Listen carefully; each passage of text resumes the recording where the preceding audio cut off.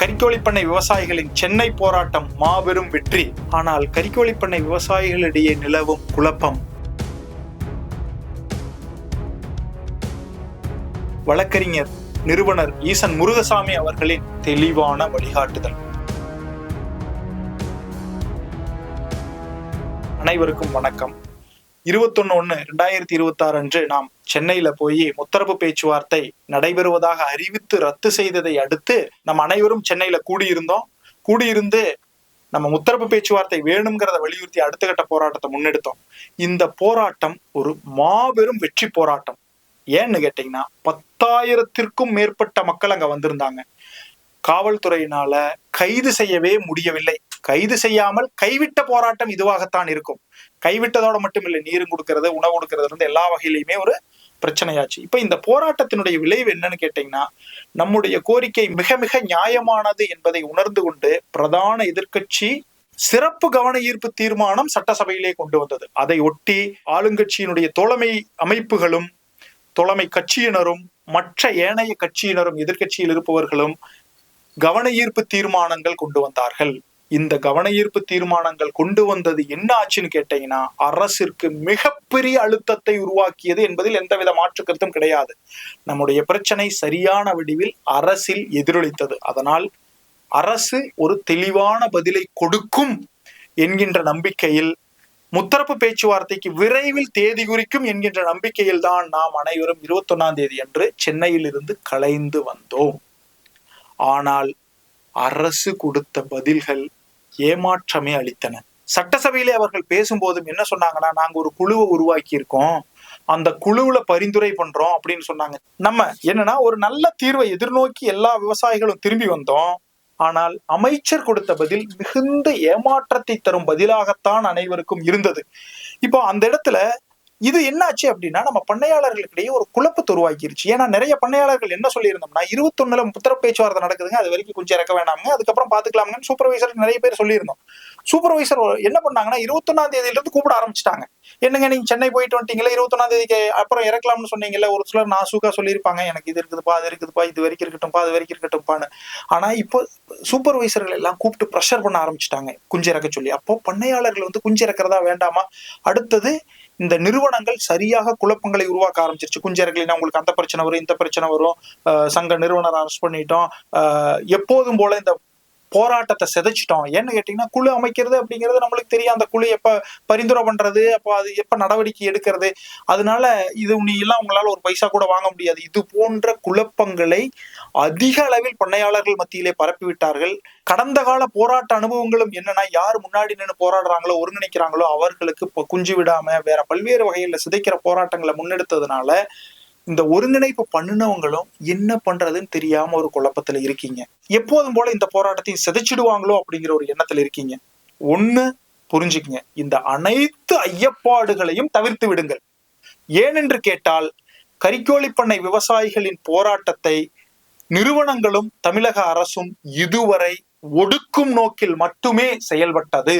அதுவும் யாரு செயல்பட்டாங்கன்னா, கால்நடைத்துறை அமைச்சரும் அந்த கட்சியினுடைய மேற்கு மண்டல பொறுப்பாளரும் செயல்பட்டதாகத்தான் அறிய முடிகிறது.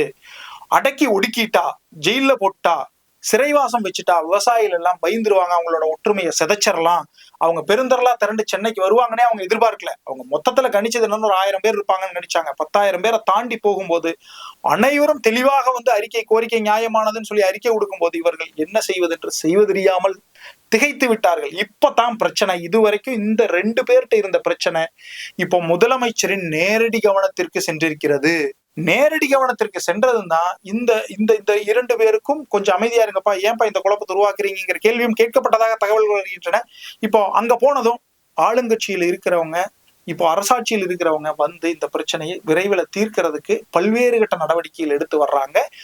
அதற்காக நம்மளை அணுகிக்கிட்டு இருக்காங்க. அந்த விவரத்தையும் நாங்கள் உங்களுக்கு தெரிவிச்சுக்கிறோம். அப்போ நம்முடைய போராட்டம் சரியான பாதையில் தான் போயிட்டு இருக்குது. அடக்கி ஒடுக்கலாம்னு நினைச்சாங்க, சீர்குலைக்கலாம்னு நினைச்சாங்க. இந்த ஒரு இடமும் மிகவும் கிரிட்டிக்கலான ஒரு டைம். ஏன்னு கேட்டீங்கன்னா, இது வரைக்கும் நிறுவனங்களுக்கு இருந்த ப்ரெஷர் கம்மியான ப்ரெஷர். ஏன்னு கேட்டீங்கன்னா, முன்னாடியே குஞ்சறிக்கை வச்சிருப்பாங்க, அதை வச்சு விற்பனைகள் எல்லாம் பண்ணிட்டு இருந்தாங்க. இந்த விலையை ஏற்றி வச்சு லாபத்தை, அபரிமிதமான லாபத்தை பார்த்துக்கிட்டு இருந்தாங்க. எப்படியும் 21க்கு அப்புறம் ஏதோ ஒரு வகையில் நம்ம சிதைச்சிடலாம் அப்படிங்கிற ஒரு எண்ணத்தில் இருந்தாங்க.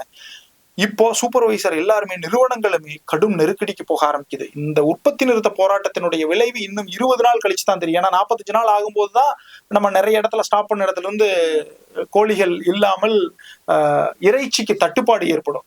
இப்பவே நிறுவனங்களுக்கு இந்த பிரச்சனை தெரிய ஆரம்பிச்சிருச்சு. இனி இவர்களுடைய ஒற்றுமையை சிதைக்க முடியாது என்பதையும், கைப்பாவை சங்கங்களை வைத்து நம்ம வேலை செய்ய முடியாதுங்கிறதையும் அவங்க தெரிஞ்சுக்கிட்டு அவங்க எல்லாம் விட்டுட்டாங்க. அதனாலதான் நீங்க சட்டசபையில பார்க்கும்போதே 29/12/2025 அன்னைக்கு நடந்த பேச்சுவார்த்தையை பத்தியும் அமைச்சர் சொல்லியிருப்பாரு.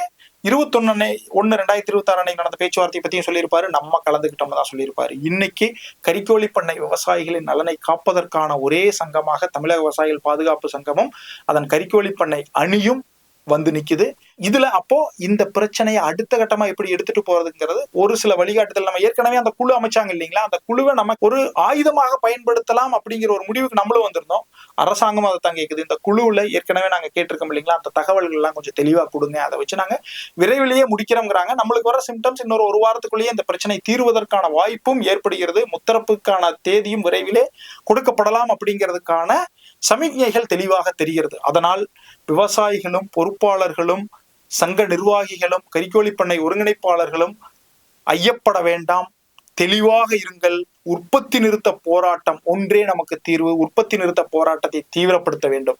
சரி, இப்ப வழக்கறிஞர் ஈசன் முருகசாமி அவர்கள் நமக்கு தெளிவான வழிகாட்டுதலை கொடுத்திருக்கிறார். கடந்த 2 நாட்களாக நம்ம வழக்கறிஞர் மூலியமாவோ மற்ற மூலியமாவோ நம்ம அவர் அணுகி இந்த சூழல்ல என்ன பண்றதுங்கிறத கேட்டோம். அவர் ரொம்ப தெளிவா சொல்லிட்டாரு.